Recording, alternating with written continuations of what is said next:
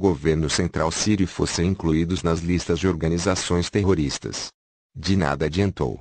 Apelamos em vão. A impressão que temos é que os nossos colegas e amigos estão sempre combatendo contra as consequências de suas próprias políticas, aplicando o próprio esforço para dar conta dos riscos que eles próprios criaram, e sempre pagam um preço altíssimo. Colegas, esse período de dominação unipolar demonstrou convincentemente que manter um único centro de poder não torna os processos globais mais administráveis. Ao contrário, esse tipo de construção instável está mostrando a própria incapacidade para combater as ameaças reais, como conflitos regionais, terrorismo, tráfico de drogas, fanatismo religioso, chauvinismo e neonazismo. Ao mesmo tempo, abriu amplamente a estrada para o orgulho nacional inflado, manipulando a opinião pública e deixando que o forte persiga e suprima o fraco. Essencialmente, o mundo unipolar é simplesmente um meio para justificar a ditadura sobre povos e países. O mundo unipolar tornou-se carga por demais desconfortável, pesada e não administrável, até para o autoproclamado líder. Aqui nessa reunião ouviram-se comentários precisamente nessa direção e concordo com eles. Eis porque entendamos que qualquer tentativa, no atual estágio histórico, para recriar qualquer arremedo de mundo semi-bipolar é o modelo conveniente para tentar perpetuar a liderança norte-americana. Não importa quem assuma o lugar central do mal, na propaganda pró-Estados Unidos, a URSS continua no mesmo antigo posto de principal adversário. O centro do mal pode ser o Irã, porque busca obter a tecnologia nuclear, ou a China, como maior economia do mundo, ou a Rússia, porque é superpotência nuclear. Hoje, estamos vendo novos esforços para fragmentar o mundo, traçar novas linhas de divisão, montar coalizões não para construir algo, mas dirigida contra terceiros, qualquer terceiro, criar a imagem de um inimigo como se via acontecer nos anos da Guerra Fria, e declarar-se com o direito de liderar, ou de emitir ordens unilateral, se os senhores preferirem. Durante a Guerra Fria, a situação era essa. Todos compreendemos e vemos precisamente isso. Os Estados Unidos sempre disseram aos seus aliados, temos um inimigo comum, um monstro terrível, o âmago do mal, e nós estamos defendendo vocês, nossos aliados, contra esse monstro, e, assim sendo, temos o direito de comandar vocês, obrigá-los a sacrificar seus interesses políticos e econômicos e pagar a parte de vocês dos custos dessa defesa coletiva, mas nós, só nós, ficaremos no comando de tudo, é claro.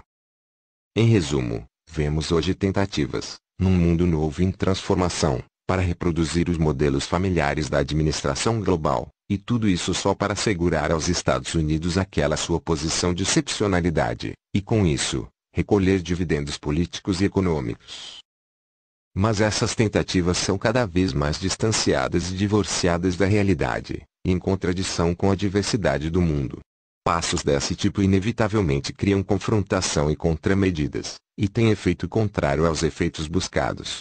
É o que se vê acontecer quando a política põe-se a intrometer-se sem qualquer controle na economia, e a lógica das decisões racionais cede lugar à lógica da confrontação, que sempre fere as posições e interesses econômicos de qualquer um, inclusive os interesses das empresas nacionais. Projetos econômicos conjuntos e investimentos mútuos objetivamente aproximar os países entre si, e ajudar a alisar o contexto dos problemas que haja nas relações entre os Estados. Mas hoje a comunidade empresarial mundial enfrenta pressões sem precedentes, que lhe aplicam os governos ocidentais. De que competência e pragmatismo econômico e empresarial, e de que pragmatismo se pode falar, se o que só se ouvem são palavras de ordem, do tipo: a pátria-mãe está em perigo, o mundo livre está ameaçado, e a democracia está por um fio. Por isso, todos têm de se mobilizar. Verdadeira mobilização política é, precisamente, mobilizar-se contra o que se vê hoje, no Ocidente. As sanções já estão minando as bases do comércio mundial, as regras da Organização Mundial do Comércio e o princípio da inviolabilidade da propriedade privada. Os Estados Unidos estão atacando violentamente o modelo liberal de globalização baseado em mercados, liberdade e concorrência, o qual, permitam-me relembrar, é modelo que beneficiou principalmente, até hoje, os países ocidentais. Agora, arriscam-se a perder a confiabilidade, como líderes da globalização. Já nos perguntamos a nós mesmos, por que as sanções seriam necessárias? Afinal, A prosperidade dos Estados Unidos repousa, em grande parte, sobre a confiança que recebem de investidores e possuidores estrangeiros de dólares e de seguros norte-americanos. Essa confiança está sendo minada, e já há sinais hoje de desapontamento quanto aos resultados da globalização, visíveis em vários países.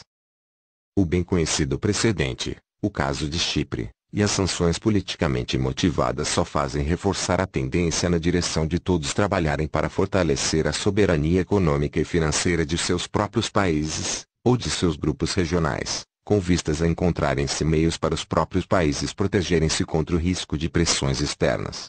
Já vimos mais e mais países à procura de se tornarem menos dependentes do dólar, construindo alternativas financeiras e sistemas alternativos de pagamento, além de outras moedas de reserva. Minha opinião é que, os nossos amigos norte-americanos estão cerrando o próprio galho onde pousaram. Não se podem misturar política e economia, mas é exatamente o que está acontecendo atualmente. Sempre entendi e ainda entendo que, sanções politicamente motivadas são erro grave, que feriria todos. Mas com certeza retornaremos a esse ponto, nas discussões adiante. Sabemos como essas decisões foram tomadas, e o que está pressionando.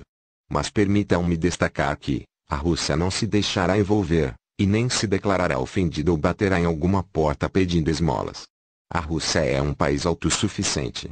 Trabalharemos dentro do ambiente econômico que tomou forma, desenvolveremos a produção e a tecnologia doméstica, e agiremos de modo mais decisivo para fazer acontecer a transformação.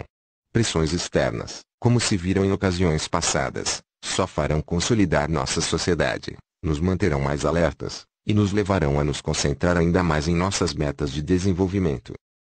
É claro que as sanções são graves e incômodas. Eles tentam nos agredir com essas sanções, bloquear nosso desenvolvimento, e nos empurrar para o isolamento político, econômico e cultural. Em outras palavras, querem nos forçar a viver no atraso. Mas o fato é que o mundo de hoje é um lugar muito diferente do que foi. Não temos absolutamente nenhuma intenção de nos deixar tirar da estrada, de deixar que nos empurrem para algum tipo de desenvolvimento fechado, lutando para sobreviver como autarquia. Sempre estamos abertos ao diálogo, inclusive sobre a normalização de nossas relações políticas e econômicas. Contamos, quanto a isso, com a abordagem e a posição pragmáticas das comunidades de negócios nos principais países. Há quem esteja dizendo hoje que a Rússia estaria supostamente dando as costas para a Europa. São palavras que provavelmente também se ouviram aqui, nas discussões, e estaria procurando por novos parceiros comerciais, sobretudo na Ásia. Quero dizer aqui e agora que absolutamente não é o caso. Nossa política ativa na região do Pacífico Asiático não começou ontem nem em resposta às sanções, é uma política que seguimos já há muitos anos. Como muitos outros países, inclusive países ocidentais, vimos que a Ásia está desempenhando um papel cada dia maior no mundo, na economia e na política, e simplesmente não nos podemos expor ao risco de não dar atenção a esses desenvolvimentos. Quero repetir que, todos os países do mundo estão fazendo o mesmo, e nós faremos exatamente isso, tanto mais que vasta porção de nosso país é geograficamente parte da Ásia. Por que não poderíamos nos servir de nossas vantagens competitivas nessa área? Não fazê-lo seria sinal de visão extremamente estreita. Desenvolver laços econômicos com esses países e fazer avançar projetos conjuntos de integração também cria grandes incentivos para nosso desenvolvimento doméstico. As tendências demográficas, econômicas e culturais todas sugerem que a dependência de uma única superpotência diminuirá concretamente. É assunto sobre o qual especialistas europeus e norte-americanos também estão escrevendo e falando. Talvez os desenvolvimentos em política global venham a espelhar o desenvolvimento que estamos vendo na economia global, a saber, concorrência intensa por nichos especiais e mudança frequente de líderes em áreas específicas. É inteiramente possível. Não há dúvidas de que fatores humanitários, como a educação, a ciência, e a atenção à saúde e cultura estão desempenhando papel maior na concorrência global. E isso também tem grande impacto nas relações internacionais, inclusive porque esse recurso de poder suave dependerá em grande medida de realizações objetivas no desenvolvimento de capital humano, em vez de servir-se só de truques sofisticados de propaganda. Ao mesmo tempo, a formação de um, digamos, mundo policêntrico, quero também chamar a atenção para isso, em si e por ela mesma não promove nenhuma estabilidade, De fato, o mais provável é que aconteça o exato oposto disso.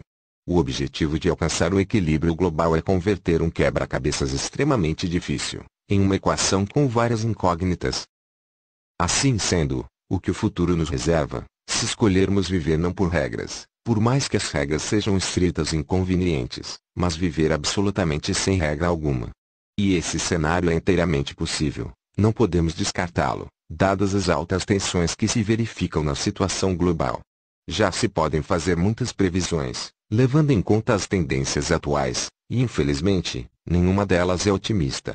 Se não construirmos um claro sistema de compromissos e acordos mútuos, se não construirmos os mecanismos para administrar e resolver situações de crise, os sintomas de anarquia global inevitavelmente aumentarão. Hoje já se vê um aumento acentuado na probabilidade de todo um conjunto de conflitos violentos com participação, direta ou indireta, das grandes potências mundiais.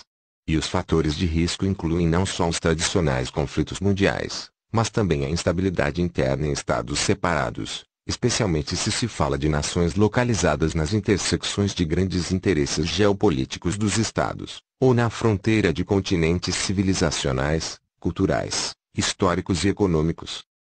A Ucrânia é um tema que, com certeza foi discutido longamente, e que tornaremos a discutir um pouco mais. É exemplo desse tipo de conflitos que afetam o equilíbrio internacional de poder, e creio que, certamente, não será o último caso. Daqui emana a próxima real ameaça de destruir-se todo o atual sistema de acordos para o controle de armas. E esse processo perigoso foi lançado pelos Estados Unidos, quando unilateralmente se retirou do Tratado dos Mísseis Antibalísticos em 2002, e na sequência, pôs-se, como continua até hoje, a só trabalhar para criar um sistema global de mísseis de defesa só deles mesmos. Colegas e amigos, eu quero destacar que nós não começamos nada disso. Mais uma vez estamos deslizando para tempos nos quais, em vez de equilíbrio de interesses e garantias mútuas, é o medo e o equilíbrio e a mútua destruição que impedem as nações de se engalfinharem em conflito direto. Na ausência de instrumentos legais e políticos, as armas voltam a ocupar o foco de toda a agenda global. Estão já habituados, onde for e seja pelo meio que for, com ou sem sanções aprovadas pelo Conselho de Segurança da ONU. E se o Conselho de Segurança recusa-se a produzir tais decisões, então o próprio Conselho é imediatamente declarado instrumento antiquado e inefetivo. Muitos estados já não veem qualquer outro modo de proteger a própria soberania, senão produzir suas próprias bombas atômicas. É extremamente perigoso. Insistimos em que é preciso continuar as conversações. Não só somos a favor de conversações como, também insistimos em dar continuidade a conversações para a redução dos arsenais nucleares. Quanto menos bombas atômicas houver no mundo, melhor. E estamos prontos para as mais sérias, concretas conversações sobre o desarmamento nuclear, mas só para conversações sérias, sem dois pesos e duas medidas conforme o caso, e sem duplo falar. O que quero dizer com isso? Hoje, muitos tipos de armamento de alta precisão já estão bem próximos de serem armas de destruição em massa, pelas suas capacidades, e no evento de que todos renunciem às armas nucleares ou de redução radical do potencial nuclear, as nações líderes na criação e produção de sistemas de alta precisão terão clara vantagem militar. A paridade estratégica será rompida, o que é praticamente o mesmo que gerar desestabilização.